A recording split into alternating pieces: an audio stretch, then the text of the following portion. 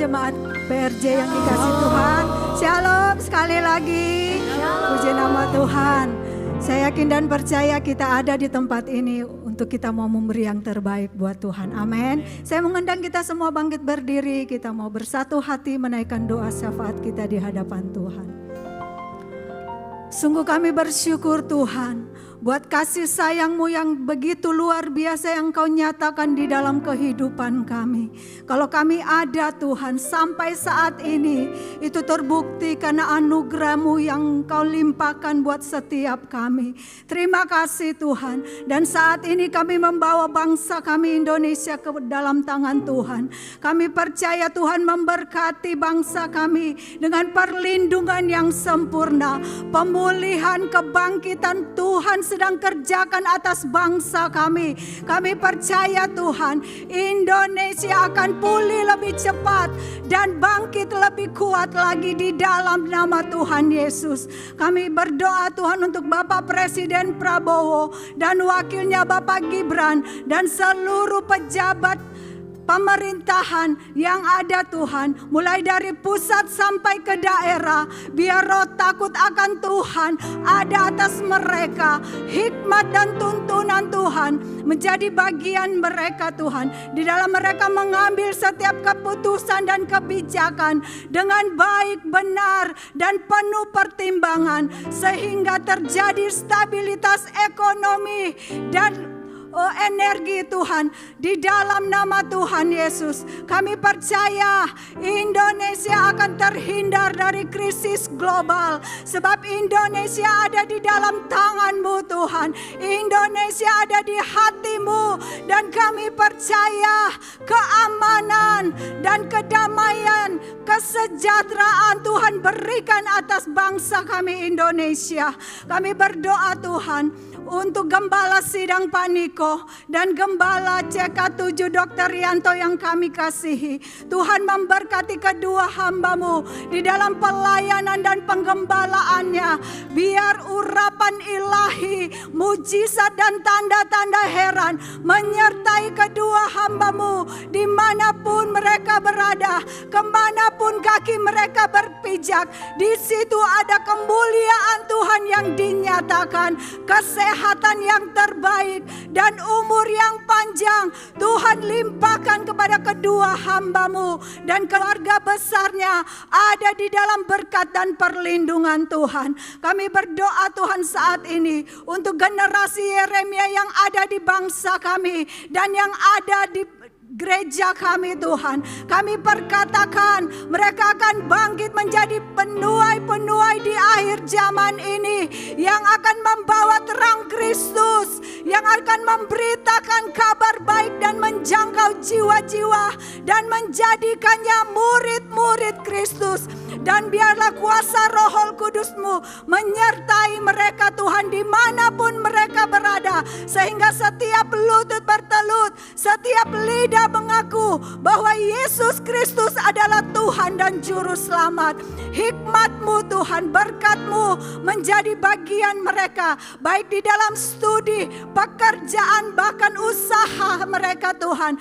Buat berhasil dan beruntung di dalam nama Tuhan Yesus. Semua yang percaya sama-sama katakan amin. Amin. Shalom jemaat GBI PRJ. Tuhan kita luar biasa, amin. Dia mati, bangkit dan hidup bagi kita semua. Mari sorakan haleluya. Allah, Yesus namanya menyembuhkan, menyucikan, bahkan mati tebus dosaku. Kubur kosong membuktikan Dia hidup, sebab Dia hidup. Ada hari esok, sebab Dia hidup. Ku tak gentar, karena ku tahu Dia bukan hari esok.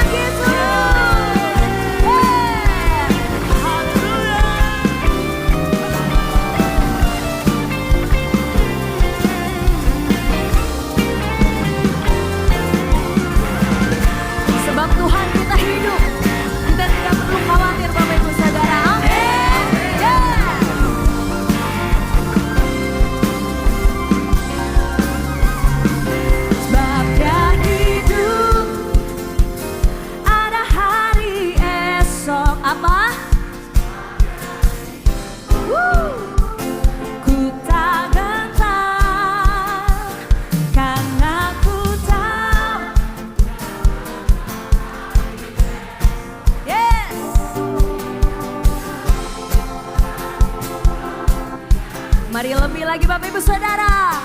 Sebabnya hidup ada hari esok.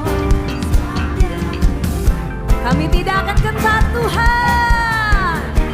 Yes. Karena ku tahu Dia bukan hari esok. Hidup jadi berarti sebab Dia hidup. Sebab Dia hidup ada hari esok. Sebab Dia hidup.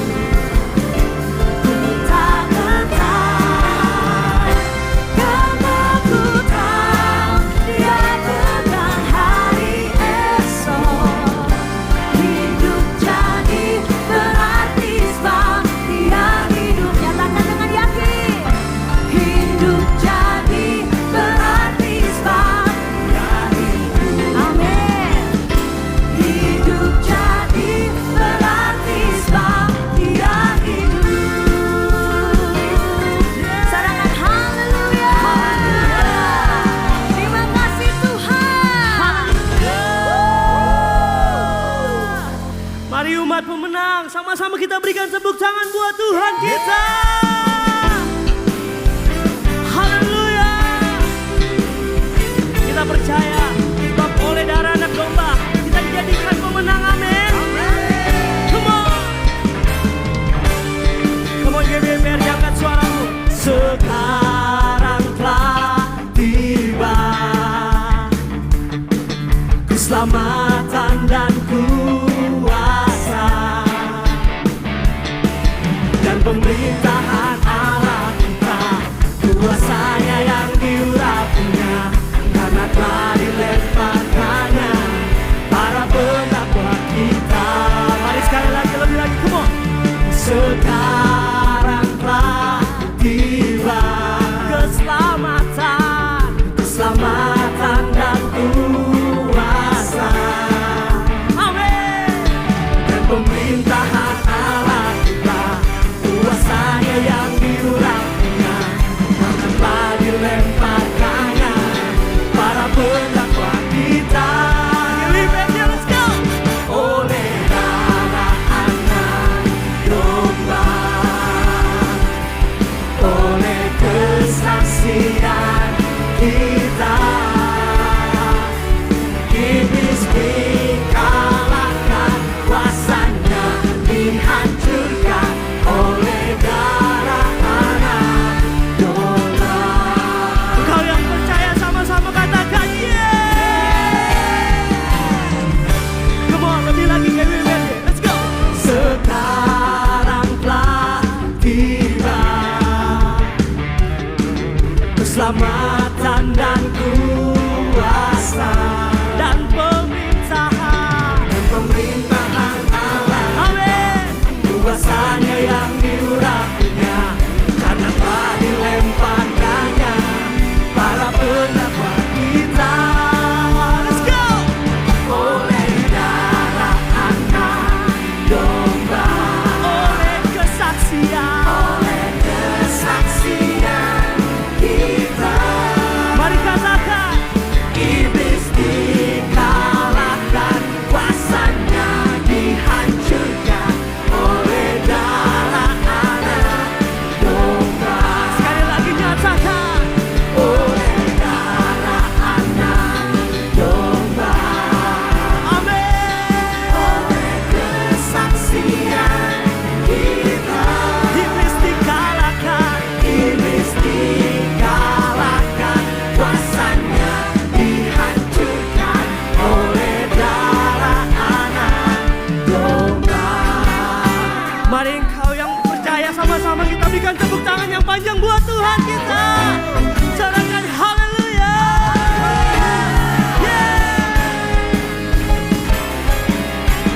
Sebab kita percaya oleh darah anak domba kita dimenangkan, amin.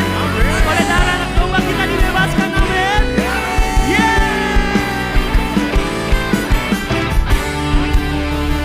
Sama-sama, come on. Boleh. Sebelah sini, come on. Lambaikan tanganmu saudara. Oh, amin. Haleluya.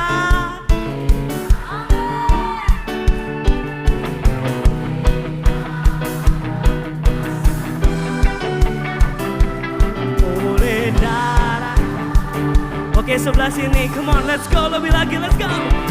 Oleh, mari lambaikan tanganmu saudara. Haleluya. Oleh kesaksian sama-sama katakan, iblis dikalahkan kuasanya. Amin. Oleh darah GBBRJ, semuanya are you ready? Let's go. Oleh darah anak Domba, oleh kesaksian kita, iblis dikalahkan, kuasanya dihancurkan oleh darah anak. Sekali lagi ya, lebih lagi kembali BBRJ, angkat suaramu.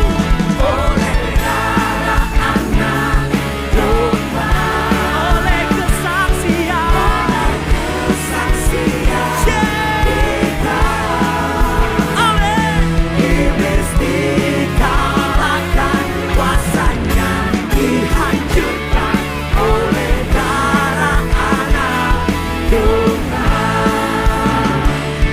Oleh darah, oleh darah, oleh darah, oleh darah anak domba.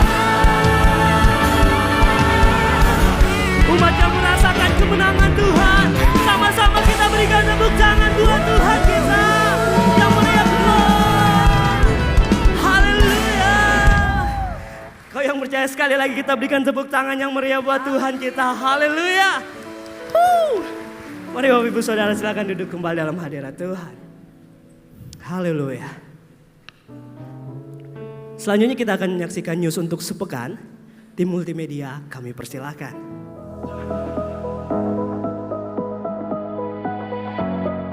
Shalom, berikut kami sampaikan beberapa pengumuman.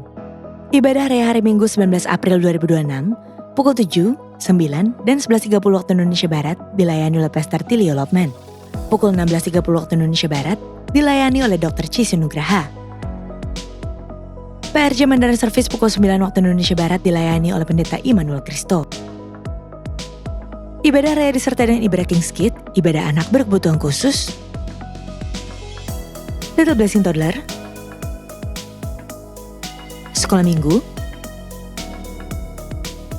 Joshua Generation Kids Church English Service, Sekolah Minggu Bandar Service, Ibadah Junior Church Indonesian Service, 316 Youth English Service,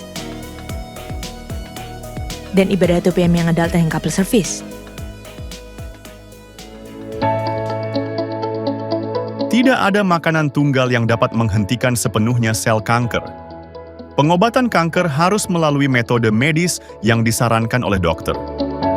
Namun, ada beberapa makanan yang kaya antioksidan dan fitokimia dapat mendukung pencegahan dan memperlambat pertumbuhan sel kanker dalam studi laboratorium dan penelitian tertentu. Apa saja makanan tersebut? Temukan jawabannya dalam Cancer Ministry pada hari Sabtu, 18 April 2026, pukul 10.30, bersama Pendeta Dr. Elizabeth Subrata. Bertempat di Integrity Convention Center, Safir Room, Mall MGK, lantai 9, Kemayoran, Jakarta Pusat.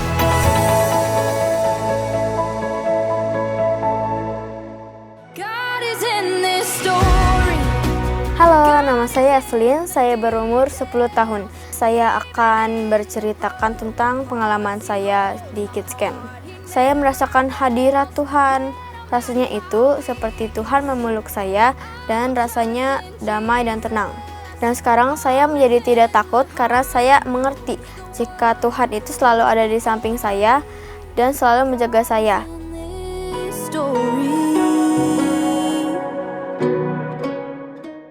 Hal apa yang paling memorable dari camp tahun lalu? Iya, jadi menurut aku yang paling memorable di tahun lalu, jadi kan 3 hari ketemu terus tuh setiap hari. Nah itu yang ngebuat aku dan teman-teman aku tuh jadi banyak ngobrol dan banyak bonding lagi. Dan di luar dari itu, aku juga yang paling memorable buat aku itu adalah sesi KJJ, di mana kita diminta untuk kayak datangin leader kita masing-masing, terus kayak ngepeluk mereka gitu. Jadi kayak menurut aku itu so sweet gitu. Dari masing-masing sesi, pesan apa yang kamu bawa pulang yang paling ngena buat kamu? Dari semua sesi yang ada pada camp tahun lalu, menurut aku yang paling ngena buat aku yaitu pada sesi yang paling pertama, yaitu sesi Akaksin. Kita diajarkan untuk bisa kembali kepada Tuhan dan relight our Holy Ghost that mungkin sebelumnya pernah padam atau pernah kita lupakan. Itu sih yang paling ngena buat aku. Satu pesan, kalau kamu bisa ngajak teman kamu ikut, kamu bakal bilang apa ke dia? Jujur kalau misalnya kalian nggak ikut camp tahun ini, kalian bakal nyesel sih. Soalnya kita akan bicarain setiap minggunya lagi dan lagi. Karena itu bakal seru banget. Dan pastikan kalian hadir di GC Youth Camp tahun ini.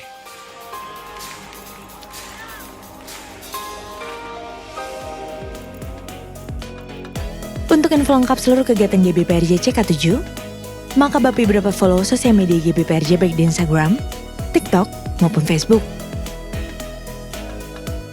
Sekian pengumuman pada hari ini. Terima kasih atas perhatian Bapak Ibu sekalian. Tuhan Yesus memberkati.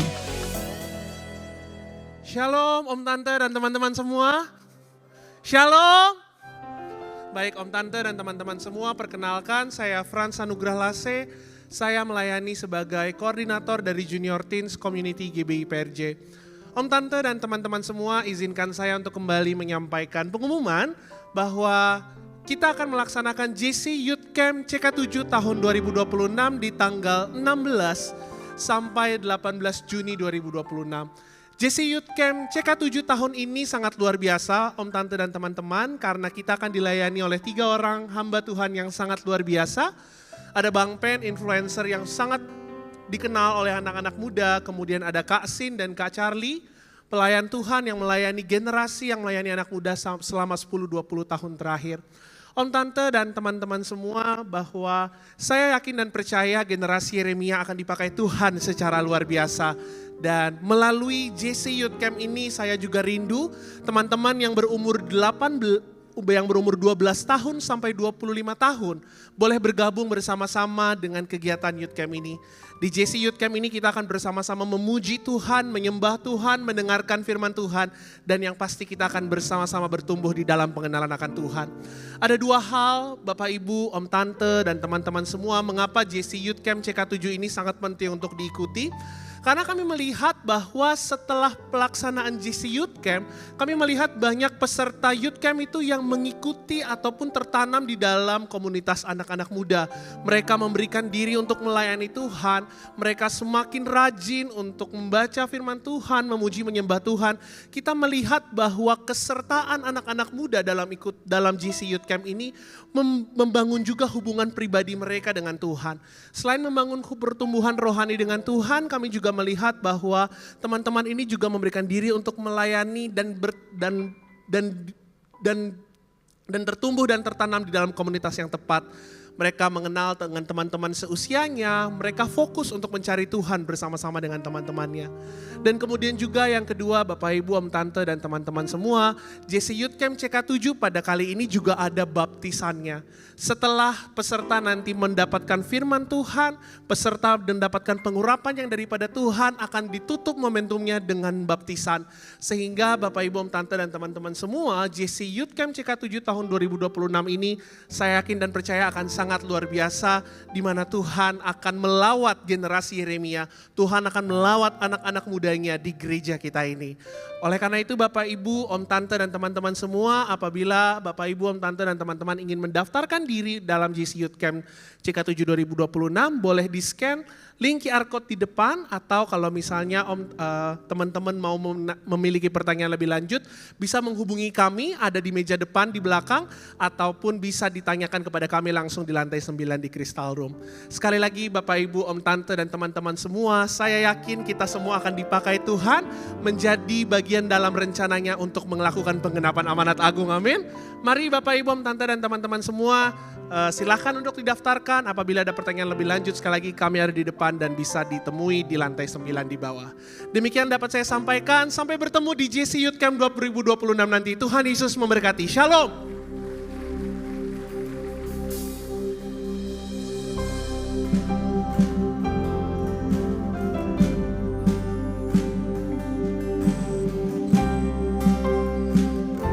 Terima kasih untuk cinta-Mu Tuhan Yesus. Terima kasih untuk setiap darah yang tercurah bagi kami. Darah-Mu yang membebaskan setiap kami Tuhan. Terima kasih, terima kasih.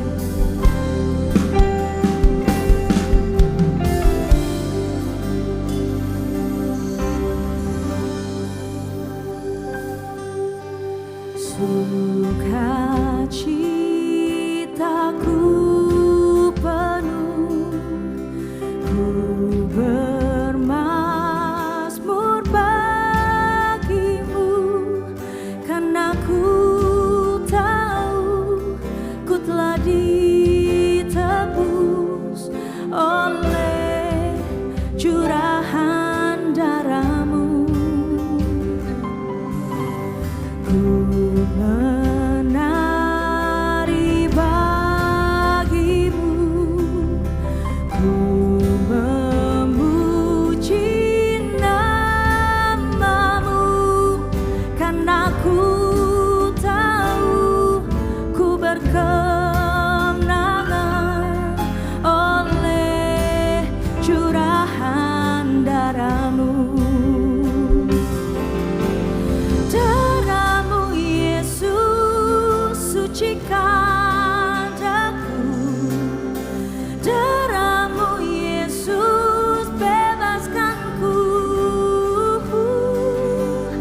darah-Mu Yesus ubahkan aku, ku dijadikan baru. Terima kasih Tuhan. Mari sama-sama kita mau nyatakan Bapak Ibu Saudara. Sukacitaku penuh, ku bermazmur bagimu, karena ku tahu ku telah ditebus oleh curahan darah-Mu. Ku menari bagimu, menari bagimu. Kami memuji kebesaran nama-Mu ya Tuhan. Yes. Nama-Mu, karena ku tahu ku berkemenangan oleh curahan darah-Mu. Darah-Mu Yesus sucikan aku, darah-Mu Yesus bebaskan. Kau yang bebaskan setiap kami Tuhan. Darah-Mu Yesus ubahkan aku, ku dijadikan baru. Darah-Mu Yesus, darah-Mu Yesus sucikan aku. Terima kasih Tuhan Yesus. Darah-Mu Yesus, Engkau yang membebaskan setiap kami Tuhan.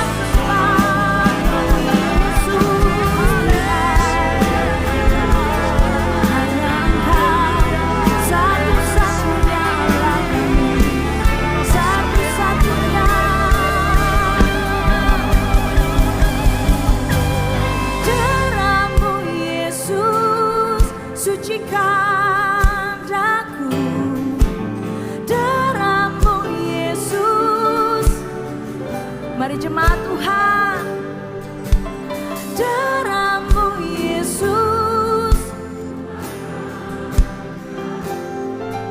ku dijadikan.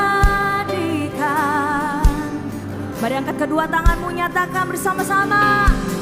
Darah-Mu Yesus, Engkau yang menyucikan kami Yesus. Yes. Terima kasih Tuhan.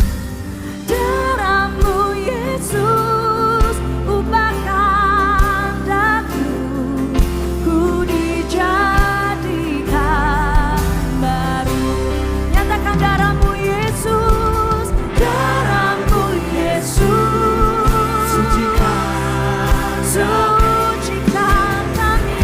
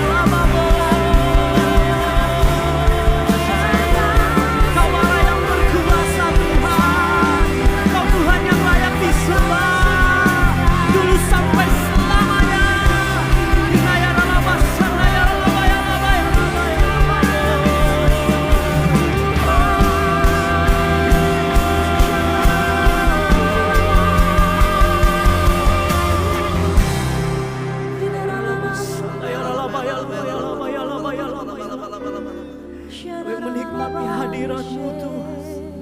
Engkau penuhi tempat ini Tuhan.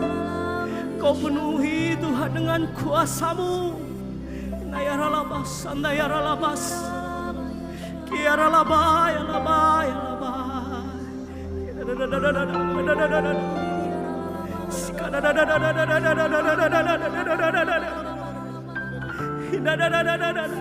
Darah-Mu Tuhan sucikan setiap kami.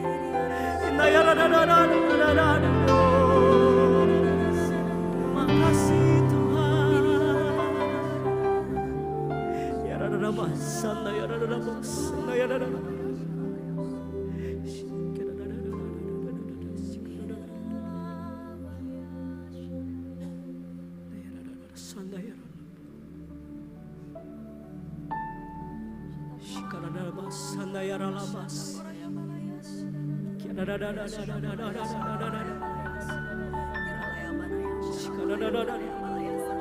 Sebab Engkau awal dan akhir Tuhan dalam hidup kami.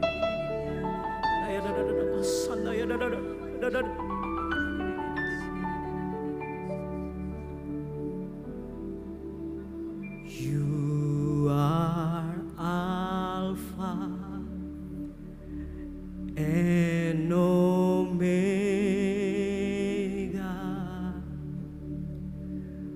We worship you, our Lord. You are worthy to be praised. Amen. You are Alpha and Omega. We worship you, our Lord. You are worthy to be praised. IBPR diangkat suaramu nyatakan. We give you all the glory. We worship you, our Lord. You are worthy to be praised. Kasih tepuk tanganmu buat Tuhan kita. Sama-sama nyatakan. You are Alpha and Omega. We worship you, our Lord. You are worthy to be praised. We worship you. We give you all the glory. We worship you, our Lord. You are worthy to be praised. We give you all. We give you all the glory. We worship you, our Lord. You are worthy to be praised. We give you all. We give you all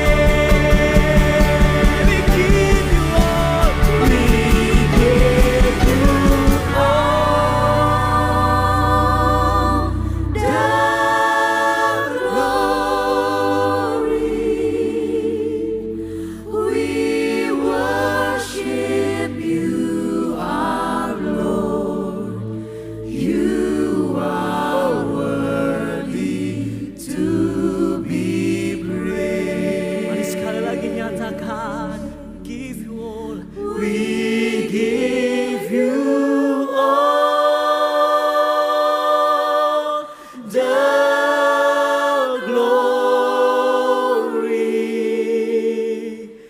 We worship you, our Lord. You are worthy to be praised. Mari sekali lagi saudara nyatakan, we give you all.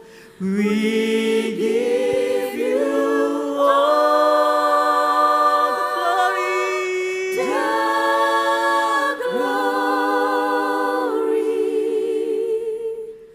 We worship you, our Lord. You are worthy to be praised.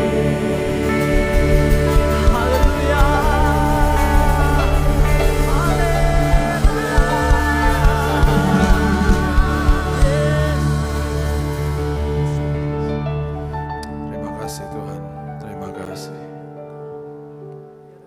Bapak Ibu yang datang ke tempat ini dengan sakit penyakit, angkat tanganmu. Bapak Ibu yang datang ke tempat ini yang punya keluarga atau teman yang mau ibadah nggak bisa datang karena mereka sakit. Mereka mungkin di rumah sakit. Engkau bergumul mendoakan mereka, angkat tanganmu. Haleluya. Percaya ini, bilurnya sudah dicurahkan buat kita semuanya. Kita nggak usah minta kesembuhan, kita terima kesembuhan. Tuhan Yesus, lihat tangan-tangan yang terangkat Tuhan. Aku begitu percaya bahwa kesembuhan sudah kami terima dalam nama Yesus.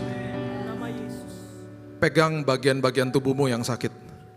Tuhan, kalau ada yang kanker hari ini, ada yang gagal ginjal, Tuhan, kesembuhan terjadi dalam nama Yesus. Aku berdoa Tuhan, kesembuhan yang mereka terima dari atas kepala sampai ujung kaki, kesembuhan itu permanen, komplit, sempurna dalam nama Yesus. Boleh turunkan tanganmu. Kalau hari ini engkau datang, engkau sakit hati, engkau kecewa, engkau bingung bahkan, angkat tanganmu dalam nama Yesus, dalam nama Yesus. Tuhan sembuhkan hati mereka Tuhan. Karena ada kuasa kebangkitan, ada pemulihan. Karena ada kuasa kebangkitan, kami semuanya melepaskan pengampunan. Karena ada kuasa kebangkitan yang Yesus berikan, kami lepaskan kemurahan hati. Dan Alkitab sendiri mengatakan, kalau kami lakukan itu, kami dimerdekakan. Terima kasih Yesus, terima kasih. Pulihkan setiap kehidupan. Kami gak usah tunggu sampai khotbah ini selesai. Pemulihan, kesembuhan sudah terjadi dalam nama Yesus. Dalam nama Yesus. Terima kasih buat kebangkitan-Mu ya Tuhan. Sekali lagi berikan tepuk tangan kita untuk Tuhan kita. Terima kasih Yesus. Terima kasih Tuhan. Terima kasih Yesus. Haleluya. Seperti Maria kami duduk tenang, kami terima firman-Mu ya Tuhan. Berbicaralah dalam nama Yesus kami berdoa. Kita sama-sama katakan amin. Amin. Amin. Silakan duduk. Shalom Bapak Ibu. Selamat Paskah. Saya ngalami Paskah yang sepi karena anak-anak udah nggak ada. Jadi saya udah kasih tahu ya, saya udah punya anjing ya. Makasih ya doa-doanya. Oke, bagi yang ngikutin tanya aja sama teman sebelahnya, maksudnya apa sih? Oke, satu hal yang perlu kita pahami adalah biasanya di dalam kebangkitan Kristus yang dikatakan adalah dosa dihapus. Betul sekali dosa dihapus. Tapi ada sebuah prinsip yang lebih dalam daripada itu, karena ada yang namanya hukuman dosa dihapus. Kita hari ini sebagai orang Kristen, kita harus mengerti perbedaan dan arti daripada hukuman dosa dan kuasa daripada dosa.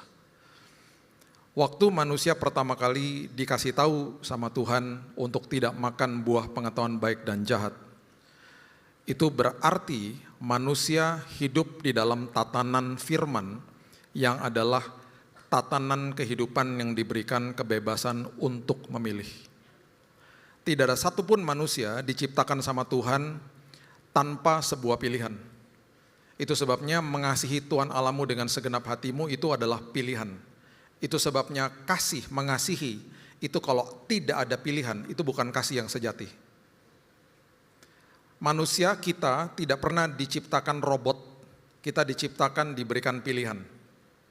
Ketika kita memilih kebenaran dari kejahatan, keselamatan daripada neraka, itu berarti kita mengasihi Tuhan Allah kita dengan segenap hati kita, dan itu adalah sebuah pilihan yang sejati. Oke, jangan lupa tatanan ini karena kita akan bahas selanjutnya. Nah, yang hebatnya adalah Tuhan itu tidak pernah, saya ulang ya, tidak pernah merevisi firman-Nya. Kalau di sebuah negara ada revisi undang-undang, firman nggak pernah direvisi. Oh, ada revisi firman nih, nggak ada. Tiba-tiba lembaga Alkitab keluarkan, Bapak Ibu nih Alkitab yang baru, yang lama diabaikan aja ya, karena ini ada revisi-revisi yang baru. Bukan revisi kata, tapi revisi tatanan kehidupan dari kerajaan sorga sendiri. Nggak ada lah, mana ada begitu. Itu sebabnya Mazmur 138 ayat yang kedua. Saya cuma berikan ini aja, karena supaya Bapak Ibu nanti lihat di rumah, kalau bisa lihat yang bahasa Inggris. Di dalam terjemahan bahasa Inggris dengan sangat jelas dikatakan begini, thy word, kalau King James Version ya, is above thy name. Firman-Mu melebihi namamu. Jadi firman-Nya Dia adalah tatanan kehidupan dan tidak bisa diriset. Jadi waktu manusia jatuh ke dalam dosa, Tuhan gak pernah bilang gini, aduh boleh gak besok jangan gitu lagi. Kita ulang ya, besok jangan lakukan itu gitu, gak bisa udah. Proses pengorbanan anaknya yang tunggal dimulai pada saat itu. Nah, perhatikan juga prinsip ini baik-baik. Kematian sejak awal sudah ada. Death was created, kematian ada, namun kematian tidak berkuasa atas manusia. Kematian gak bisa bunuh manusia jika manusia taat. Jadi kematian ada kematian. Tapi kematian tidak bisa bunuh manusia. Satu-satunya cara kematian itu bisa membunuh manusia kalau kematiannya dikasih kuasa. Apa kuasanya? Apa yang bisa mengaktifkan kematian sehingga kematian bisa bunuh manusia? Dosa, sin. Jadi ketika manusia jatuh dalam dosa, firman Tuhan dikatakan di Kejadian 2 ayat 18, you will surely die. Kalau kamu makan buah itu, kamu pasti mati. Kalau kamu makan buah itu, kamu akan mengaktifkan kematian bunuh kamu. Oke, kita tarik lagi lebih dalam. Kematian yang kita pikir sehari-hari adalah ketika manusia berhenti bernafas. Itu hanya format, bukan esensi. Kematian itu ada 3 fase sebenarnya. Kematian artinya dipisahkan dari Tuhan. Itu kematian. Jadi waktu manusia jatuh ke dalam dosa, manusia diusir dari Eden. Dipisahkan dari hadirat Tuhan. Itu kematian udah. Itu fase pertama. Adam masih hidup 930 tahun. Baru fase kematian kedua terjadi. Tubuh dipisahkan dari roh. Yang paling mengerikan adalah fase kematian yang ketiga. Manusia dipisahkan dari Tuhan selama-lamanya. Neraka. Jadi kematian adalah hukuman dosa. The penalty of sin, death. Itu artinya. Nah, di kayu salib, di hari kebangkitan ketika dia bangkit, kematian kembali dibuat dalam posisi awal, tidak berkuasa atas orang percaya. Karena kematian dikalahkan, hukuman dosa dihapus sama Yesus. Dihapus. Itu sebabnya orang Kristen gak bisa mati. Ya Pak, tapi kan banyak rumah duka. Betul, itu bahasanya kita mati.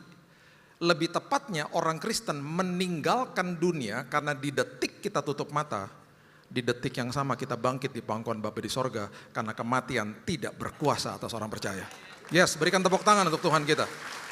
Artinya apa? Hukuman dosanya erased. Dihapus hukuman dosanya. Itu sebabnya kitab Tesalonika mengatakan begini, janganlah kamu berduka seperti orang-orang tidak punya pengharapan. Karena satu hari kelak kita akan berjumpa dengan mereka. Jadi kita hanya meninggalkan bumi pulang ke rumah Bapa. Ironisnya, satu-satunya pulang yang nggak ditunggu-tunggu sama orang itu adalah pulang ke rumah Bapa. Padahal kalau kita perhatikan pulang itu kata yang sangat hangat bagi manusia. Perhatiin deh, nggak jauh-jauh. Hari Senin pagi, jam 7, jam 8 lihat di jalanan, mukanya stres semuanya karena mau pergi kerja. Perhatikan jam 5 sore di hari Jumat bahkan, di hari Jumat yang udah mau weekend, mukanya semua gini, pas lagi pulang. Karena ada kata pulang. Seharusnya pulang itu adalah sesuatu yang membahagiakan, sebenarnya begitu kan. Oke, itu kita udah establish ya, kita udah mengerti itu. Sekarang perhatikan ini kebenarannya baik-baik. Yesus tidak bisa dibunuh. Jadi nggak tepat kalau dibilang Yesus itu dibunuh. Sama prajurit Romawi dibunuh sama bangsa Yahudi, nggak bisa dibunuh. Kitab Yohanes mengatakan dia menyerahkan nyawanya dia. Gimana? Apa artinya menyerahkan nyawa? Itu sangat dalam dan sangat luar biasa. Oke, perhatikan lagi baik-baik. Tatanan kehidupan, sekali lagi yang kita udah bahas tadi. Kalau nggak ada dosa, kematian nggak bisa bunuh manusia, betul ya? Sekali lagi, firman-Nya melebihi namanya. Yesus menjelma, firman menjelma jadi manusia. Berarti selama dia hidup, tatanan firman selalu melengkapi dia, dan tatanan firman itu adalah sesuatu yang dia harus abide. Dia harus lakukan sama dengan kita. Jadi waktu dia berhadapan sama kematian, dia berhadapan sama kematian. Kematian gak bisa bunuh dia. Karena dia tidak ada dosanya. Satu-satunya pribadi yang tanpa dosa, Yesus. Nah gimana dong caranya? Dia ambil dosa kita. Yang pada saat itu belum lahir. Kitab Yesaya pasal 53 itu adalah kitab yang sangat mesianik. Dan Alkitab mengatakan dosa manusia ditimpakan di atas dirinya. Semua dosa kita. Kemudian dia berhadapan sama kematian. Kalau di alam roh mungkin itu bisa digambarkan dia berikan kunci kepada kematian. Sekarang saya validasi kamu bisa bunuh saya. Itu arti menyerahkan nyawa. Gak ada dosanya. Tapi dia timpakan dosa kita di atas dia. Sehingga dengan sah dia bisa mati di kayu salib. Yang harusnya kita yang ada di situ. Itu arti menyerahkan nyawa. Dan yang terjadi adalah kematian berjumpa dengan kekudusan di kayu salib. Kematian dan kekudusan memiliki kesamaan. Kesamaannya adalah pemisahan. Itu kata pemisahan adalah kesamaan antara kematian dan kekudusan. Kematian artinya dipisahkan dari Tuhan. Itu kematian, dipisahkan dari Tuhan. Kekudusan sama-sama juga dipisahkan dari dosa kepada Tuhan. Di atas kayu salib terjadi pertukaran. Kematian dan kekudusan berjumpa di atas itu. Itu sebabnya hari ini saya paling gak setuju kalau orang Kristen ngomong gini, lu hidup taat dong biar lu kudus. Mana bisa kita ngudusin diri. Hari ini kita hidup taat karena kita sudah dikuduskan di kayu salib. Berikan tepuk tangan, yes. Itu kedahsyatan Yesus. Itu kedahsyatan kuasa kebangkitan. Oke, kita udah mengerti ya hukuman dosa ya. Sekarang apa artinya kuasa dosa? Oke. Waktu dia mati di kayu salib. Neraka itu sudah diciptakan, neraka itu diciptakan buat iblis, bukan buat manusia. Tapi ketika manusia memilih ikut dia, ya manusia ikut ke sana. Hell was never created for human, gak pernah diciptakan buat manusia. Okay? Nah, waktu dia bangkit, iblis hari ini masih ada, masih berseliweran nih di dunia ini. Kenapa Pak? Gak dicampakkan aja ke neraka, beres kita udah. Gara-gara ada dia nih, ada bencana, ada penyakit, ada ketakutan, ada kegelapan di dalam dunia, ada kejahatan, ada penghakiman, dan seterusnya, dan seterusnya. Dia masih dikasih waktu di bumi ini, supaya kembali kepada Taman Firdaus, kembali kepada Eden. Manusia harus punya pilihan. Jadi itu sebabnya dia masih ada, supaya hari ini manusia ada pilihan. Kalau enggak, dicampakkan ke neraka, manusia udah gak punya pilihan. Jadi ketika dia masih ada dan Tuhan tahu dia akan masih ada di sini, dikasih izin di sini, itu sebabnya dia kasih tahu sama kita semuanya, ingat ya nak, kuasanya dia sudah aku lucuti di kayu salib. Aku kasih kamu sekarang kunci otoritas sorgawi. Ingat ya nak, 1 Petrus 5 ayat 8, coba buka. 1 Petrus 5 ayat 8. Dia hanya seperti singa, nak. Kerjaannya cuma berjalan keliling aja, mengaum-ngaum seperti singa. Dia bukan singa, kamu gak usah takut sama dia. Dia mencari orang yang ada kata dapat ditelan sama kebohongannya dia. Berarti ada orang-orang yang tidak dapat ditelan sama kebohongannya dia. Orang-orang yang betul-betul hidup di dalam otoritas Tuhan dan mengerti firman Tuhan sehingga dia tidak sepakat sama kebohongan iblis. Siapa? Saudara dan saya. Amin. Itu sebabnya setiap hari jangan sepakat sama dia. Karena dia bisa hanya bisa mengaum-ngaum, dia hanya bisa mengganggu pikiran kita, dan dia berusaha supaya kita akhirnya sepakat sama dia. Tapi Pak, saya nggak sepakat sama dia. Tanpa kita sadari, kita sepakat sama dia jika kita melakukan atau memperkatakan kata-kata negatif. Makanya Yesus bilang, jangan khawatir di Matius 6 ayat 31, dan berkata, apakah yang akan kamu makan, minum, dan pakai? Jangan cuma sekedar khawatir ya nak, hati-hati sama perkataanmu. Jangan berkata juga, artinya apa? Jangan ngeluh. Jadi kalau ada masalah, orang datang, lu lagi masalah ya? Betul, kenyataannya gue masalah. Tapi gue tahu bahwa tepat pada waktunya pertolongan Tuhan gak pernah gagal. Betul gue lagi masalah, betul gue lagi dalam sesuatu yang gak enak. Proses dalam hidup gue, tapi gue tahu Tuhan gue menyertai gue. Gue tahu pertolongan Tuhan selalu on time. Gue gak mau sepakat sama dia. Gue gak mau dibohongin sama dia. Orang-orang seperti itu adalah orang yang tidak membiarkan kuasa kegelapan menguasai dirinya dia. Oh berat bro, berat banget. Tapi gue tahu Tuhan gue perkasa, Tuhan gue luar biasa. Udahlah, saya berani ngomong beginilah. Saya ada di lantai 8, di lantai kemo saya lihat orang mati tiap hari. Dan ketika saya memperkatakan firman, tanya sama istri saya.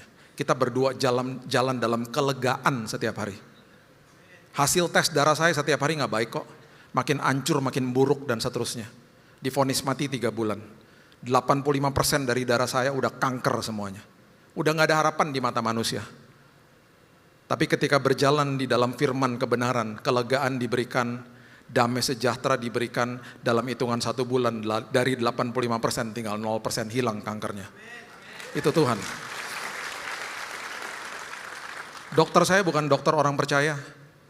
Di depan komputernya dia lihat hasil tes darah saya, setelah 1 bulan dia geleng-geleng kepala. Singapore General Hospital. Kurang hebat apa lagi itu? Kepala hematologinya di sana. Dia bilang, I never found this case. Ini kasus yang sangat aneh. Dan saya cuma bisa bilang begini, dok, ketika dokter masuk di kamar, dan dokter harus tunggu di pintu. Saya tahu dia lagi di pintu, dia nungguin saya. Kenapa? Kita lagi perjamuan kudus. Saya bilang gini, Tuhan yang saya sembah namanya Yesus Kristus. Dia yang memberikan saya kesembuhan. Saya bersaksi sama dia. Itu kuasa kebangkitan. Kuasanya masih berseliweran, jangan sepakat sama kuasanya. Gitu loh. Nanti ketika dia dicampakkan ke dalam api neraka, di dalam proses glorifikasi, kemuliaan bersama-sama dengan dia di sorga, ketika dia tidak ada, kehadiran dosa tidak ada, kuasa dosanya hilang. Di saat itu tidak akan ada lagi yang namanya penyakit, tidak akan ada lagi yang namanya air mata. Saat itu, hari ini, sekolah kehidupan berjalan terus. Makanya karena dia sudah dilucuti di kayu salib, dia sudah dikalahkan. Sekarang tugas kita bukan mengalahkan dia sudah dikalahkan. Tugas kita adalah mengalahkan diri sendiri. Karena pribadi yang paling sulit dikalahkan, diri sendiri. Oke, pahami itu ya? Oke. Sekarang kita bahas ini. Matius 27, ayat 62. Saya cuma mau kasih tahu aja sama kita.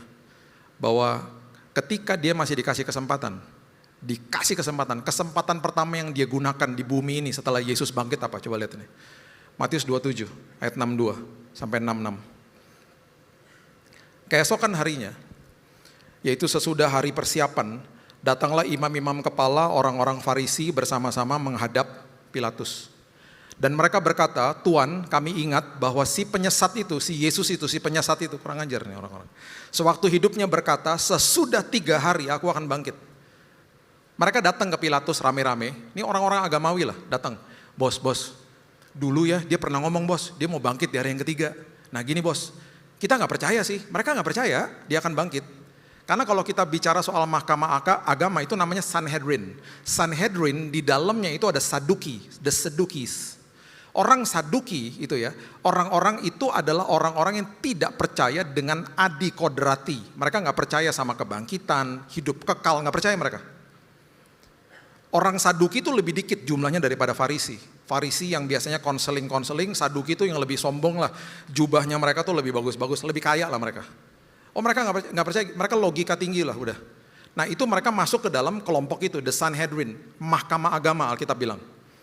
Mereka menghadap Pilatus, mereka bilang gini bos, dia kan pernah bilang nih, hari ketiga dia mau bangkit, kita mah gak percaya lah. Cuman gini bos, takutnya, selama 3 hari itu, pas hari yang ketiga apalagi, tubuhnya dicuri sama murid-muridnya. Nah bahayanya nih bos, nanti murid-muridnya berkoar-koar nih, diviralin, bilang bahwa Yesus bangkit, itu bahaya bos, jagain deh kuburnya. Boleh gak gue mintain penjaga di sana? Pastikan, pokoknya muridnya gak akan curi tubuhnya. Makanya di ayat yang berikutnya, ayat 64, karena itu perintahkanlah untuk menjaga kubur itu sampai hari yang ketiga. 3 hari aja. Jikalau tidak, murid-muridnya mungkin datang mencuri dia, mengatakan kepada rakyat, ia telah bangkit dari antara orang mati, sehingga penyesatan yang terakhir lebih buruk akibatnya daripada yang pertama. Yang pertama dia udah ngebohongin kita, nih dia mau bangkit dari yang ketiga, nanti murid-muridnya buat berita hoax lagi nih, padahal tubuhnya dicuri, itu lebih parah lagi penyesatannya. Wah parah lah mereka nih. Pilatus setuju, ayat berikutnya dikatakan ini penjaga-penjaga bagimu, pergi dan jagalah kubur itu sebaik-baiknya. Maka pergilah mereka dan dengan bantuan penjaga-penjaga itu, mereka memeteraikan kubur Yesus.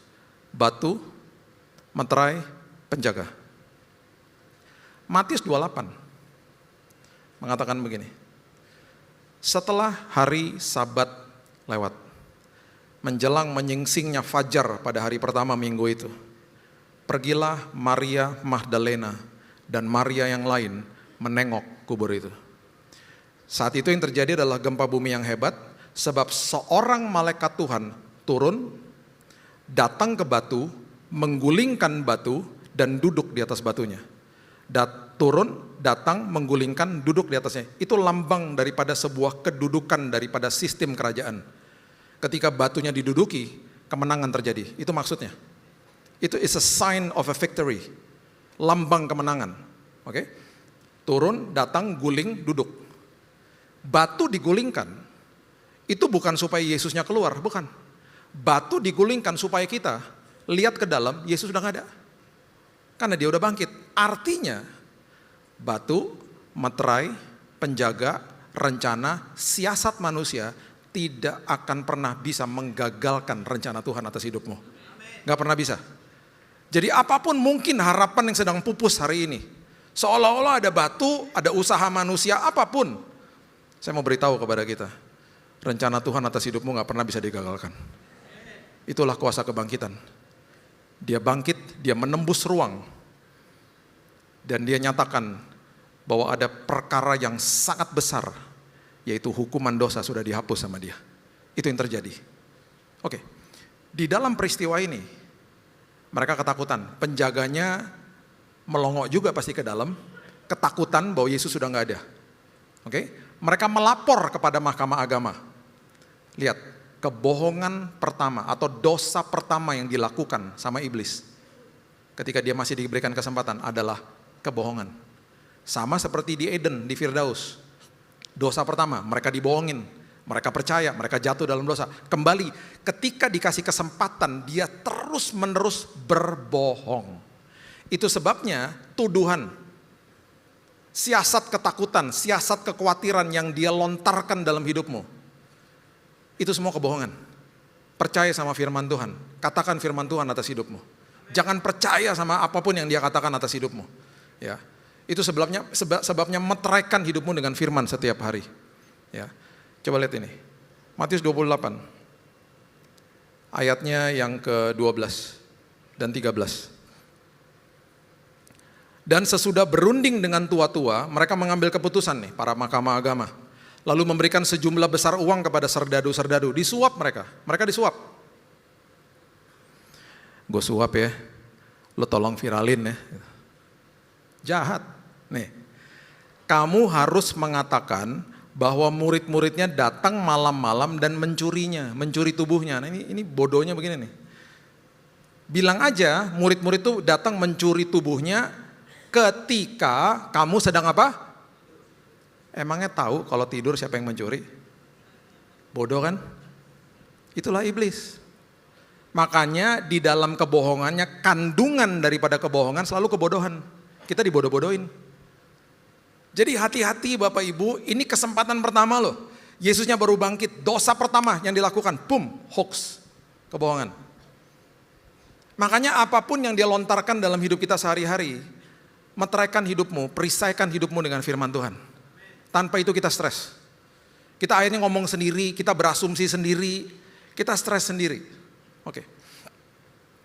Saya cuma mau bagikan ini aja, ada 4 event lah setelah kebangkitan dia.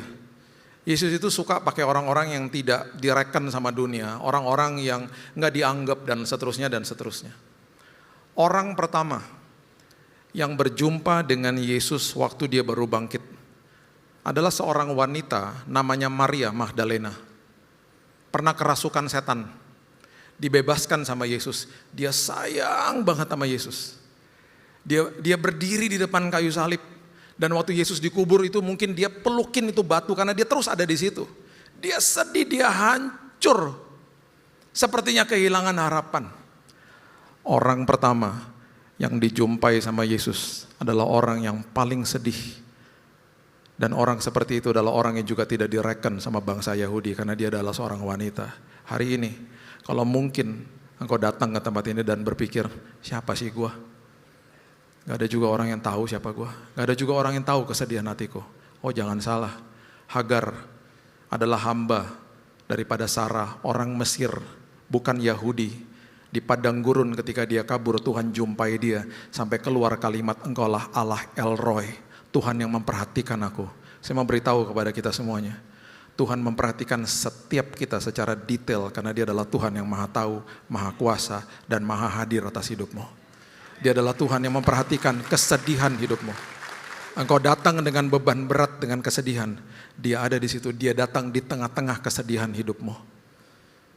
Semua yang digambarkan di Alkitab, semua yang tertulis di Alkitab, gak ada satupun yang kebetulan. Gak ada. Semua dikatakan supaya menjadi pesan bagi kita semuanya hari ini. Dia datang kepada orang yang paling sedih. Orang yang gak dianggap, orang yang bekas kerasukan setan. Itu yang dia jumpai, namanya Maria Magdalena. Yang kedua, perjumpaan dia yang luar biasa adalah ketika dia hadir di dalam sebuah perjalanan ke Emmaus. Kedua murid yang sedang pulang ke Emmaus bukan ring satunya dia. Yang satu namanya Kleopas, siapa lagi dia? Bukan ring satu lah, bukan ring satu yang 12 itu bukan. Yang satunya gak disebut namanya. Mereka pulang ke Emmaus dari Yerusalem, jaraknya sekitar 11 kilo lah. Mereka lagi jalan pulang, mereka sedang kebingungan, Yesusnya mampir di situ, berjalan sama mereka. Dan yang Lukas tulis tentang apa yang terjadi, Lukas itu seorang dokter.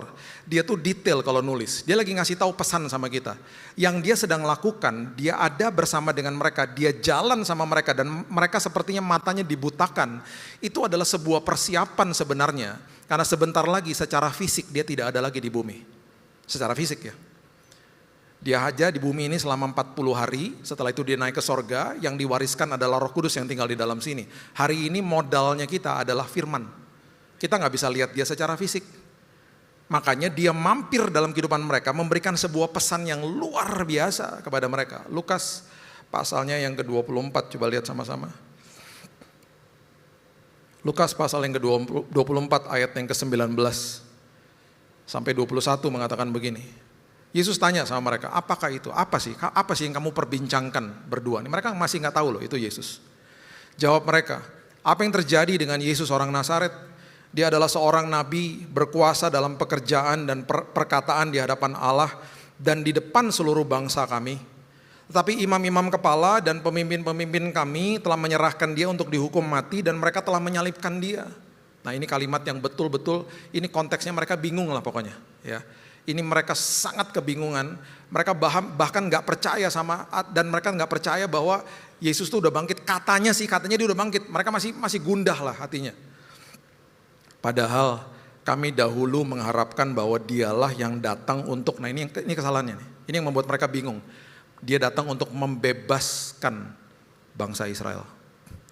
Tetapi sementara telah lewat 3 hari sejak semuanya itu terjadi.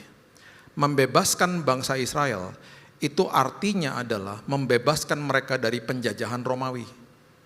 Mereka nggak sadar bahwa Yesus menjawab sebuah kebutuhan yang sangat besar dalam hidup mereka. Ini konteksnya keinginan.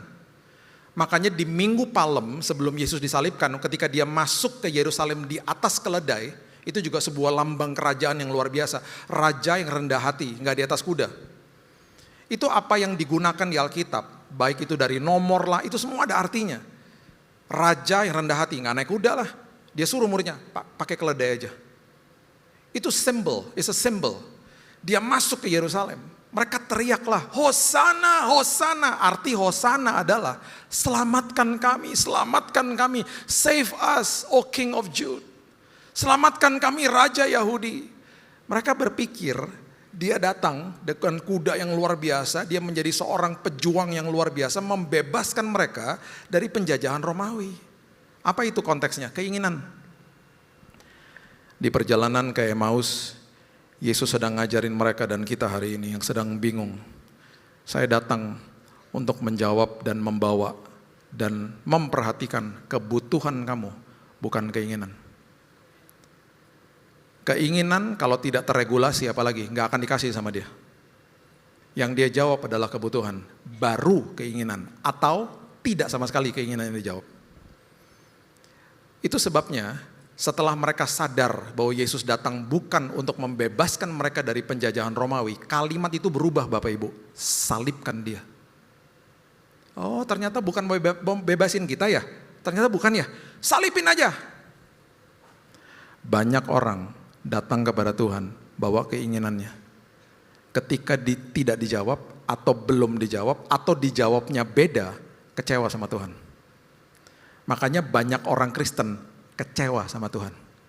Bagi saya, orang Kristen yang kecewa sama Tuhan, dia sedang ikut Tuhan yang maha tahu, dianya sok tahu. Siapakah kita yang tahu kebaikan buat diri kita sendiri? Bahkan Yeremia 17 mengatakan begini, hatinya sudah membatu, siapa yang mengetahuinya? Bayangin hati kita nih, udah congkak, udah bengkok, udah kemana-kemana, kita gak sadar loh. Makanya tiap hari perlu didetokskan sama firman kan.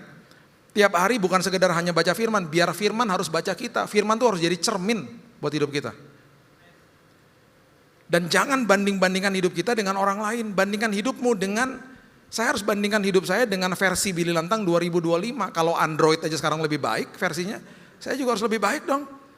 Versi saya harus lebih baik dari 2025. Saya harus bandingkan diri saya dengan saya yang kemarin. Itu harus jadi pertumbuhan rohani, makanya grow in grace.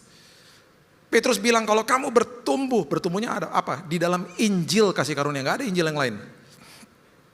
Kamu gak akan tersesat, kamu gak akan kehilangan pegangan. Dia datang menjawab kebutuhan. Itu Yesus. Dia datang membawa jawaban atas kebingungan orang pada saat itu. Jadi prinsipnya gini Bapak Ibu, kalau hari ini kita semua dapat jawaban doa yang tidak sesuai sama keinginan kita. Mungkin di hari itu secara manusia kita gini, ya kok dapatnya ini ya.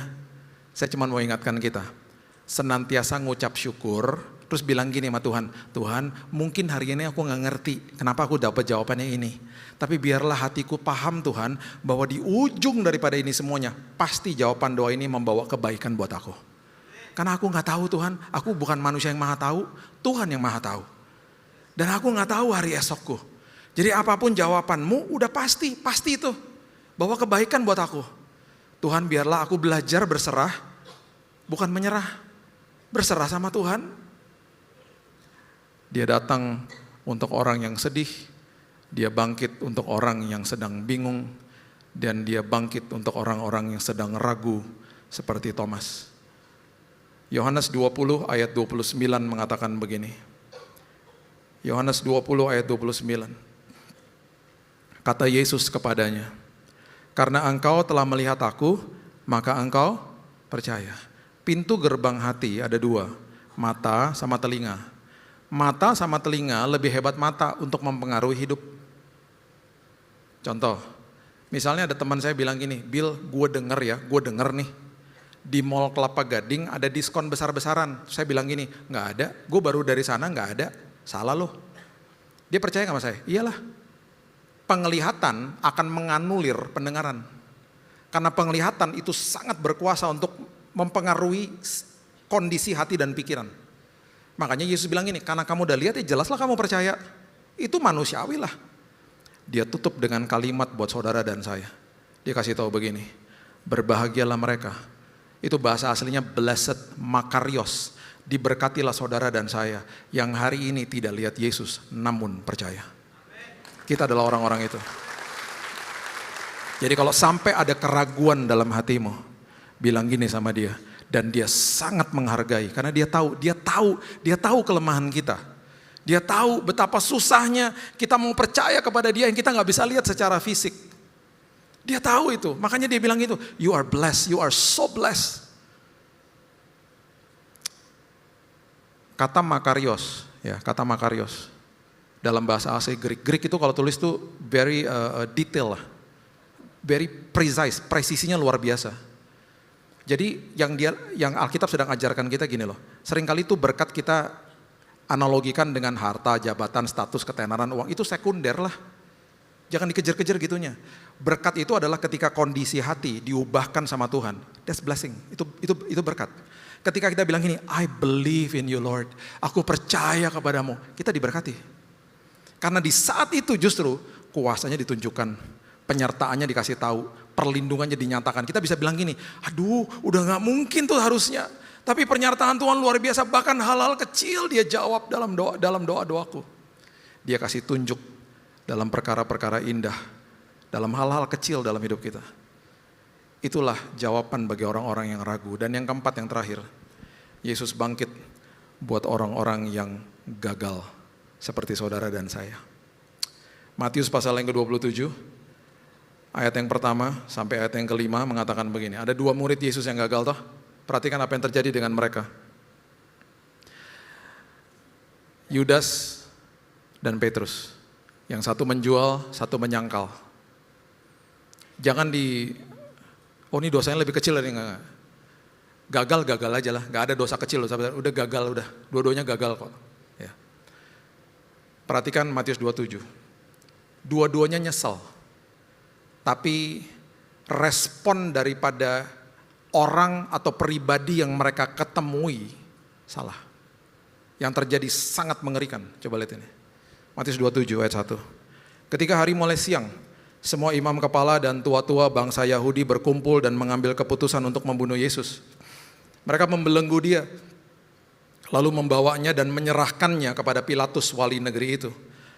Pada waktu Yudas yang menyerahkan dia melihat bahwa Yesus telah dijatuhi hukuman mati, perhatikan kalimat ini, menyesallah dia. Remorse, nyesel, aduh gue nyesel banget. Lalu ia mengembalikan uang yang 30 perak itu kepada siapa? Imam-imam kepala dan tua-tua. Dan berkata, berarti apa? Dibalikinnya di bait Allah. Hari ini konteksnya di dalam gereja lah. Dan berkata, aku telah berdosa karena menyerahkan darah orang yang tak bersalah. Perhatikan jawaban mereka, orang-orang agamawi. Apa urusannya kami dengan itu? Itu urusanmu sendiri. Maka ia pun melemparkan uang itu ke dalam bait Allah. Ironis toh. Itu tempat di mana harusnya Tuhan berjumpa dengan manusia di situ toh. Dan yang terjadi adalah ia pergi dari situ dan menggantung diri. Saya mau beritahu ini kepada kita. Ironisnya, penghakiman terbesar itu datang dari tubuh Kristus sendiri. Ada amin, saya amin duluan. Kecuali jemaat GBI-PRJ ya. Ini muka-muka penuh dengan kasih di sini. Oh saya ngalamin kok. Saya ini bentar lagi udah 60 tahun ya. Puji Tuhan anak-anak saya bilang udah tenang aja jadi gak akan kelihatan kok. Rambut putih juga gak akan kelihatan kan kalau ada rambut putihnya. Saya pernah gagal di usia 30-an. Pernah gagal. Dan itu masih istilahnya gini loh, kalau bagi saya itu iblis suka menggoreng-goreng makanan basi gitu loh. Terus kemudian ya di makanan basi digoreng, terus udah terjadilah penghakiman, dilemparin batu, udah biasalah ya. Nah dilemparin batu, yang kalau kita sampai dilemparin batu ya, dihakimi dan lain sebagainya. Jangan dilempar balik batunya. Jadikan batu itu batu pijakan, berdirilah di atas batu itu. Tuhan akan bawa kita semua naik di dalam hadiratnya Dia yang luar biasa. Karena di dalam Kristus Yesus tidak akan ada lagi yang namanya penuduhan, penghakiman atau penghukuman karena karyanya selesai di kayu salib. Itu sebabnya Dia datang untuk orang-orang yang gagal seperti kita semuanya di tempat ini. Itu aja. Nah, ironisnya lagi nih begini nih. Nih ya, kita juga perlu belajar sama-sama ya, gini. Kalau ada orang mencuri, kan ada ayatnya jangan mencuri loh. Seringkali yang digunakan sama orang Kristen datang kepada orang yang gagal, orang yang udah mencuri. Udah tahu nih, jangan mencuri dong. Udah kasih tahu nih, jangan dipakai lagi tuh ayat tuh, dia udah mencuri. Gunakanlah kata-kata ayat yang lain supaya dia bangkitnya nak. Go and sin no more. Makanya dia ngomong begitu sama wanita yang berzinah, pergi jangan buat dosa lagi ya nak. Makanya ketika dua anak saya masih kecil-kecil, ketika mereka berbuat salah, Yohanes 13 ayat 34 mengatakan saling mengasihi sama seperti Yesus mengasihi kita. Jadi waktu saya mengajar mereka itu berdasarkan kasih Yesus kepada saya. Jadi yang saya ajarkan mereka ketika mereka berbuat saya berlutut di depan mereka. Saya nggak pernah mau gini-gini mereka. Anak siapa kamu? Udah dikasih tahu. Mereka juga bingung lah. Anak-anak lu kok nanya gimana? Saya berlutut di depan mereka, kemudian saya peluk mereka, saya bilang bahwa, Dek, Kak, aku sayang ya sama kamu, tapi aku gak setuju sama apa yang kamu lakukan. Itu membahayakan dirimu nak, itu bahaya juga buat orang-orang di sekitarmu. Apa yang aku bisa lakukan supaya kamu berubah dan tidak lakukan ini lagi? Oh nangis dong mereka di pelukan saya. Oh nangis. Terus kita mulai diskusikan tentang disiplinnya. Kalau sampai terjadi lagi, disiplinnya apa dek? Dek diambil aja mainan aku. Sepakat ya dek? Gitu. Sepakat, ngomongnya lembut. Itu namanya conviction. Makanya Roh Kudus itu menegur kita dengan kelemah lembutan. Dia menginsafkan, namanya bahasa Inggrisnya conviction. Iblis menuduh, condemnation. Makanya ketika kita jatuh pasti ada dua suara. Suara yang pertama paling keras lah. Karena yang dituduh karakter kita. Bodoh kamu, gak layak kamu, gagal kamu. Itu iblis. Dituduh karakternya. Oh Tuhan gak pernah gitu. Karena posisi kita anak. Ahli waris, orang yang punya hak penuh atas janjinya. Jadi, itu Roma 8 ayat 17. Jadi dia akan datang kepada kita, dia akan bilang, nak yang kamu lakukan bahaya. Yang kamu lakukan itu gak boleh merugikan orang. Yuk jangan lagi ya nak ya. Diangkat sama dia. Waktu anak-anak saya buat salah lagi. Dan mereka melakukan disiplinnya. Mereka sakit hati sama saya. Oh enggak. Enggak. Saya peluk lagi. Dek, udah sepakat ya dek.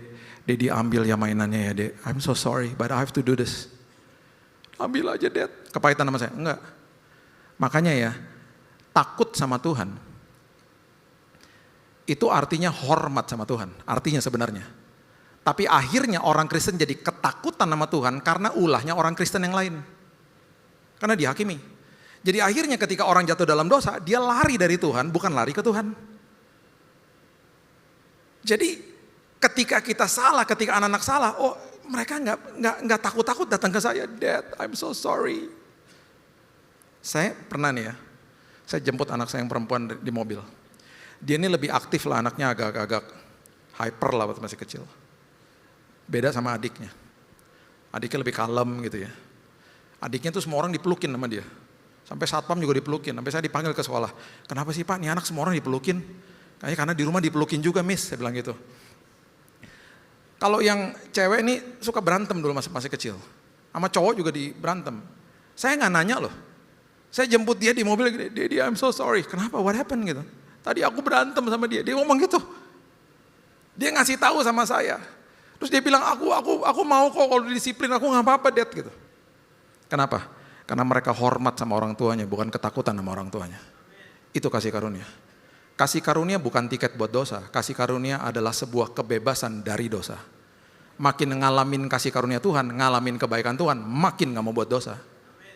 Makin hati-hati sama hidupnya. Itu.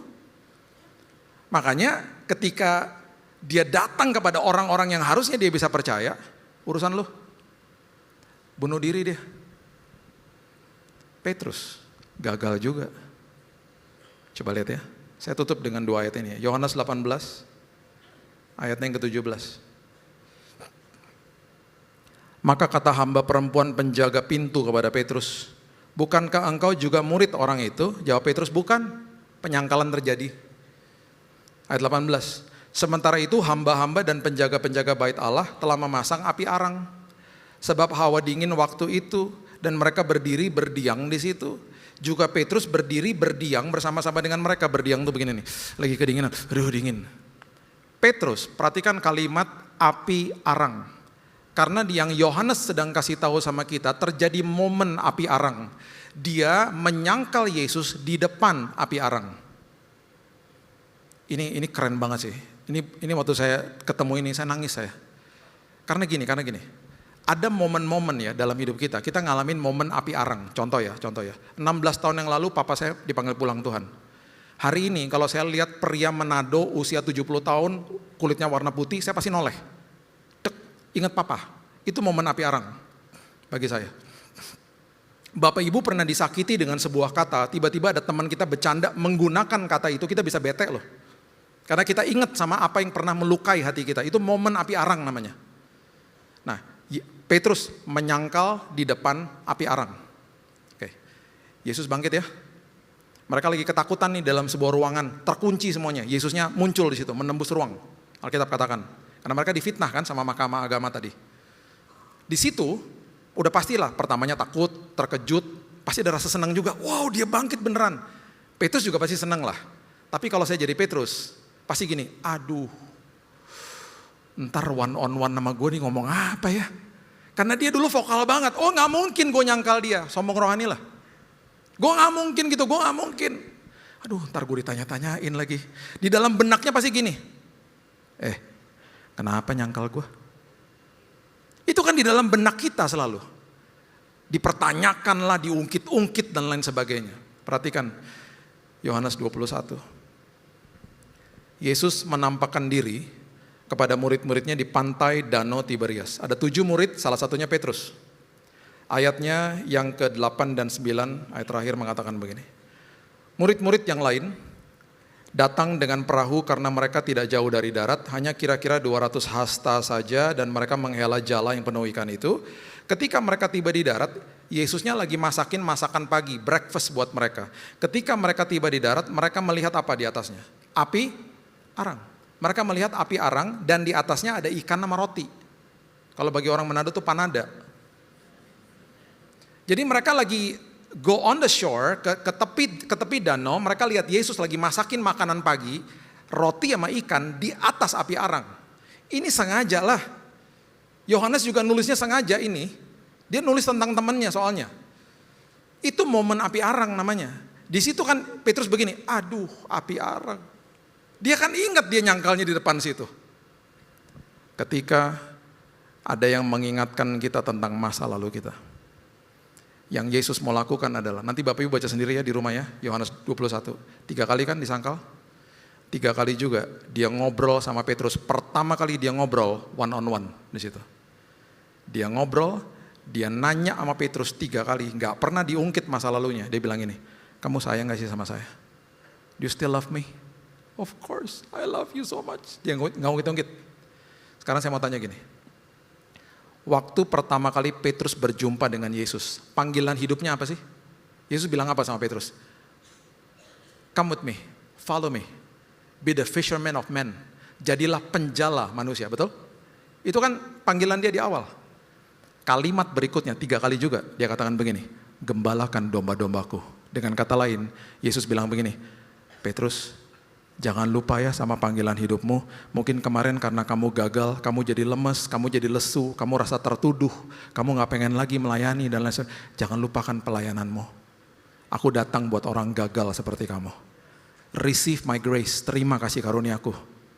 Dan kamu teruskan pelayananmu. Bapak Ibu, dia menjadi pilar daripada gereja mula-mula.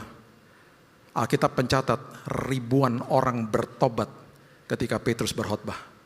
Dan bukan hanya itu saja, di dalam buku-buku sejarah ketika dia ada di dalam kepemerintahan Nero, dia dikejar, disalib, dan dia teriakkan begini, jangan salibkan saya seperti Yesus, salibkan saya terbalik, saya tidak layak disalibkan seperti dia. Dia tantang kematian, dia menjadi radikal di dalam Tuhan. hidupnya jadi berkat buat banyak orang. Karena yang terjadi adalah kasih karunia melanda hidupnya dia. Yang satu bunuh diri, yang satu menjadi dahsyat di hadapan Tuhan. Yesus datang buat setiap kita yang pernah gagal dalam hidup kita. Tapi dia katakan kepada kita hari ini, lihat masa depanmu, maju terus melayani aku, terus berikan yang terbaik. Penyertaanku gak pernah gagal. Aku akan terus bawa engkau naik, bukan turun. Lumbung-lumbungmu aku isi penuh. Dan apapun yang kau kerjakan, aku akan buat berhasil. Itulah kuasa kebangkitan. Yes, berikan tepuk tangan kita untuk Tuhan kita. Bapak yang baik, terima kasih buat hari ini. Mengucap syukur buat kebaikan Tuhan. Mengucap syukur buat kuasa kebangkitan. Kami berterima kasih Tuhan hari ini. Kami berdiri teguh karena ada kuasa itu. Hari ini kami jadi orang-orang yang dahsyat karena Yesus kami dahsyat. Dan kami mengatakan kepada diri kami sendiri, supaya terus kami bertumbuh di dalam kasih karunia Tuhan. Kami percaya Tuhan, apapun yang sedang kami alami dan akan alami, pasti semuanya akan mendatangkan kebaikan bagi kami. Karena hidup kami di bawah rancangan Tuhan yang sempurna. Terima kasih Bapak yang baik bagi kami yang sedih, yang sedang bimbang, yang sedang ragu, yang merasa gagal. Kami hari ini dimerdekakan Tuhan. Karena Engkau datang buat kami, Engkau bangkit buat kami. Biarlah kami dimerdekakan dan hidup kami terus naik dan tidak turun. Dan kami percaya damai sejahtera Tuhan, sukacita Tuhan, hikmat pengharapan melengkapi diri kami dari hari ini sampai Maranatha, Yesus datang kembali. Hanya di dalam nama Tuhan Yesus kami berdoa dan mengucap syukur. Kita sama-sama katakan amin. God bless you. Mari sekali lagi kita berikan tepuk tangan yang meriah buat Tuhan kita. Haleluya. Kami mengucapkan banyak terima kasih untuk pelayanan dan firman yang telah dibagikan oleh Pastor Billy Lantang. Kiranya Tuhan memberkati pastor dan keluarga berlimpah-limpah. Selanjutnya dengan sukacita kami ingin menyambut buat Bapak Ibu Saudara yang baru pertama kali hadir beribadah bersama-sama dengan kami di GBPRJ. Mari lambaikan tanganmu saudara. Kami ingin menyambut dengan sukacita. Apakah ada di tempat ini?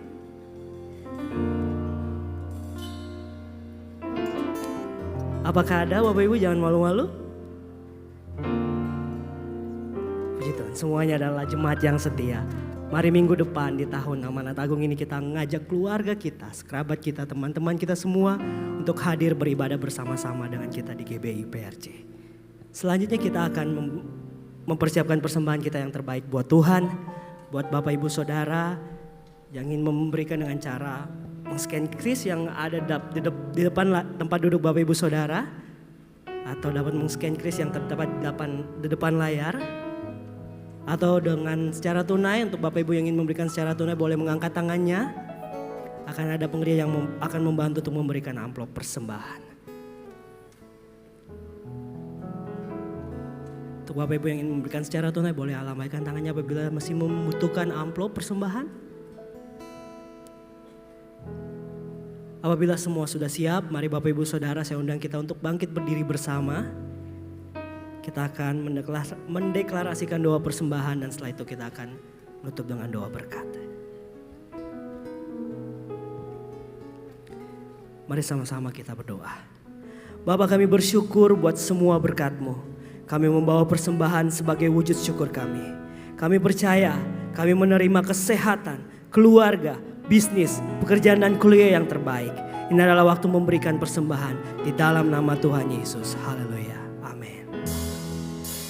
Ku bawa korban syukur ke tempat kudus-Mu Tuhan. Hatiku limpah dengan syukur sebab Tuhan baik selamanya. Ku bawa korban syukur ke tempat kudus-Mu Tuhan. Hatiku limpah dengan syukur sebab Tuhan baik. Oh, sebab Tuhan baik. Bapak, Ibu, dan jemaat yang kami kasih dalam nama Yesus, sebelum kita tutup ibadah pada siang hari ini, saya ingatkan kepada jemaat yang memerlukan doa, yang memerlukan penghiburan, ada counter di depan. Dan bagi mereka yang belum cool, saya ajak untuk ikut dalam cool.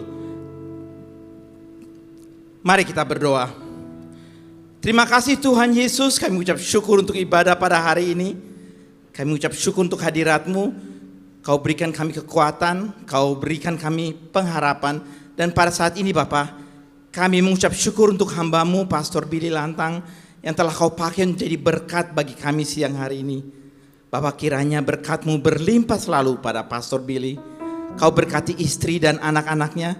Kau pakai pelayanannya lebih lagi untuk kemuliaan nama Tuhan. Hamba juga berdoa juga untuk jemaat di tempat ini ya Bapa. Mereka yang sakit, Engkau sembuhkan. Mereka yang mencari pekerjaan, Tuhan berikan yang terbaik.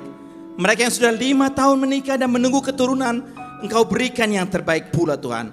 Mereka yang sedang memulai usaha makanan, Engkau berkati berlimpah-limpah. Kami semua berdiri di atas janji-janji-Mu bahwa tangan Tuhan tidak terlalu pendek untuk menyelamatkan, dan bahwa Engkau meninggalkan ke-99 domba untuk mencari yang satu. Hamba menyatakan bahwa apa yang dimaksudkan musuh untuk kejahatan, Engkau akan ubah menjadi kebaikan. Tutupilah mereka dengan darah Yesus. Dan saat ini kami siapkan hati kami, mengangkat kedua tangan kami untuk menerima berkat dari Tuhan. Jemaat yang dikasihi Tuhan, pulanglah dan terimalah berkat yang berlimpah-limpah dari Allah Bapa, kasih anugerah dari anaknya yang tunggal Yesus Kristus, dan penyertaan yang manis dari Roh Kudus menyertai kita semua mulai siang hari ini sampai Yesus datang kedua kali menjemput kita semua di atas awan-awan yang permai, bahkan sampai selama-lamanya. Semua yang percaya dan diberkati katakan amin.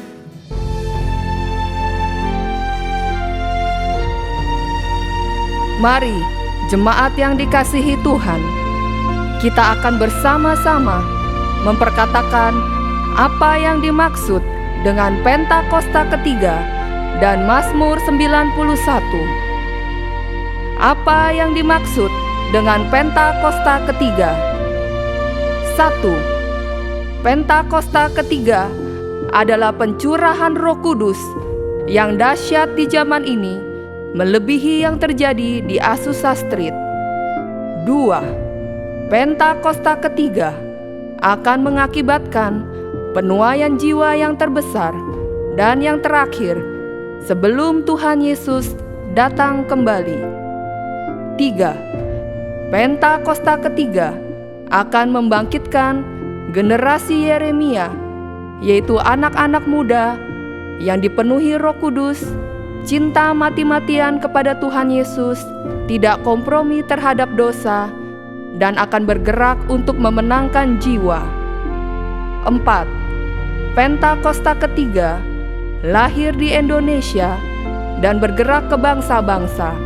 Gerakan ini dari timur ke barat dan akan kembali ke Yerusalem.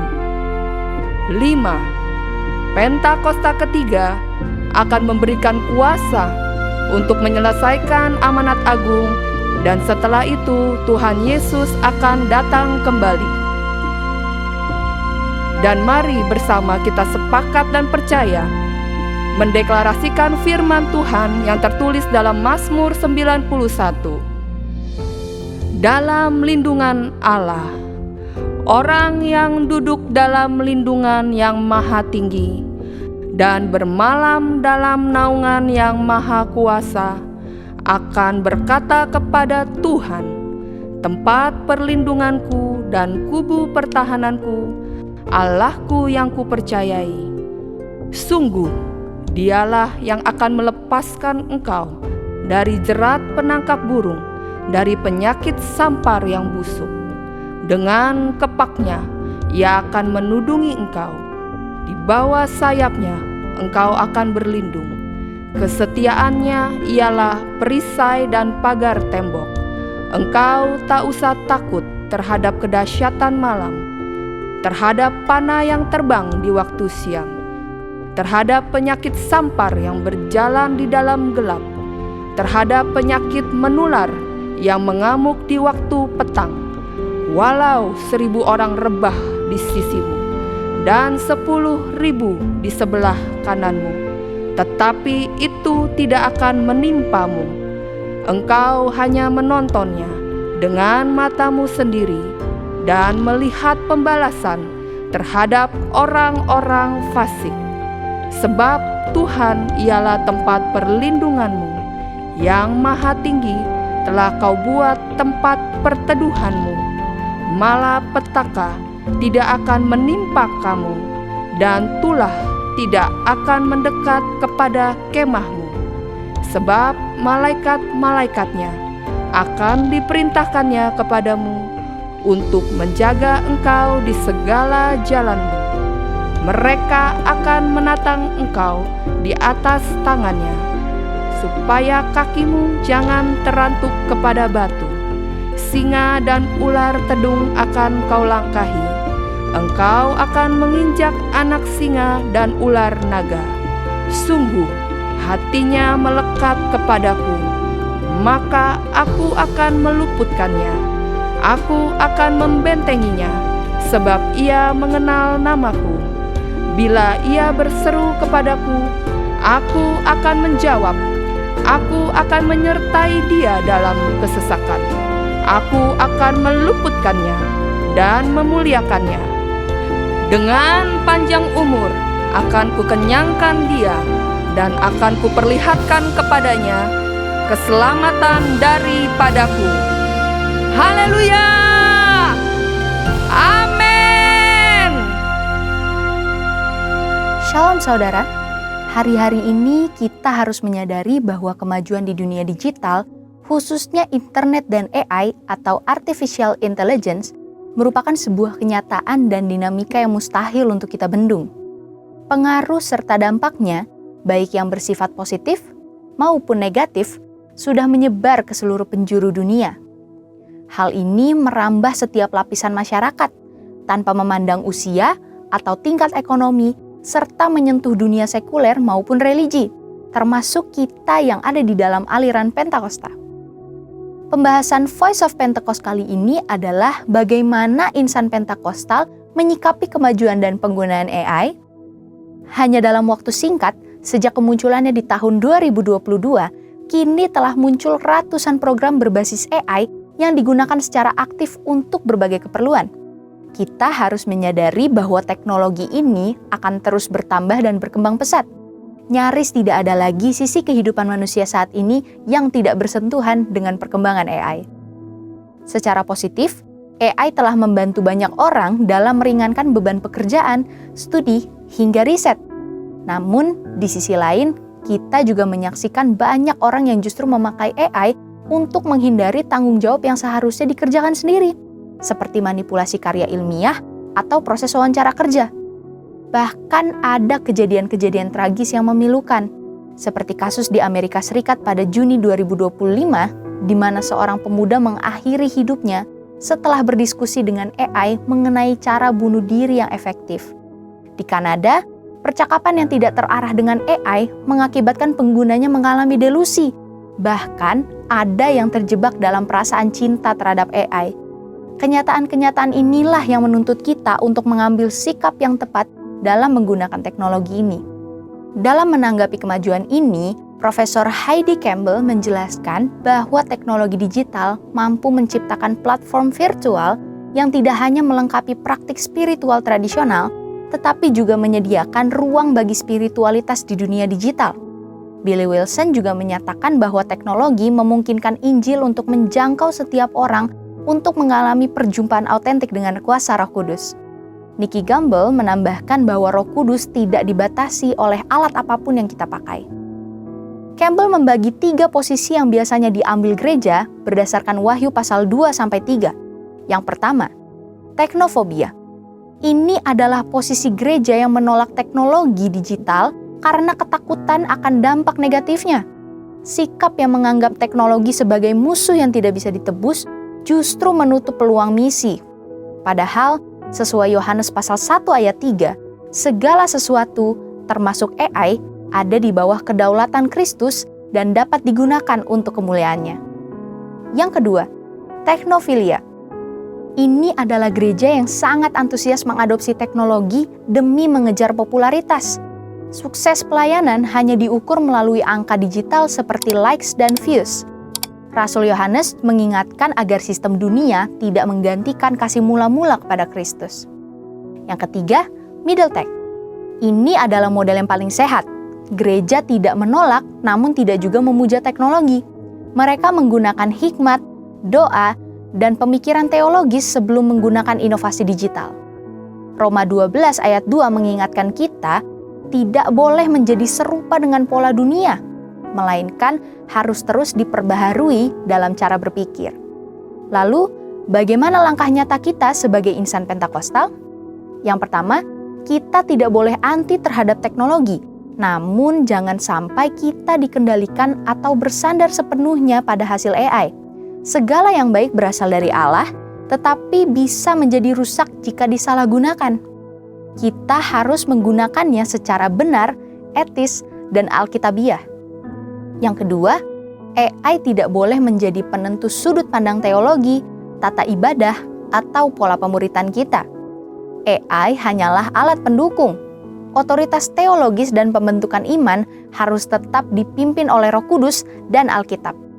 Yang ketiga, AI sangat membantu pekerjaan, tapi tidak bisa menggantikan peran kita. Keputusan-keputusan penting harus tetap diambil oleh kita yang memiliki Roh Kudus. Yang terakhir, AI adalah kecerdasan yang belajar dari penggunanya. Oleh karena itu, insan Pentakostal harus memberikan asupan-asupan nilai Kristiani ke dalam penggunaan AI. Tanpa kematangan teologi, kita beresiko menelan mentah-mentah logika AI yang mungkin bertentangan dengan Alkitab. Melalui komunitas seperti KUL, kita perlu memperkuat doktrin dasar kekristenan agar cara berpikir jemaat tidak lagi dikendalikan oleh teknologi. Penggunaan AI harus diletakkan di bawah otoritas Kristus, diuji dengan firman, serta digunakan dengan penuh hikmat dan kepekaan Roh Kudus dalam kehidupan kita sehari-hari. Saudara, untuk penjelasan lebih lengkap dari tim teologi kami, silakan buka link yang ada di atas atau scan QR Code yang tersedia. Tuhan Yesus memberkati.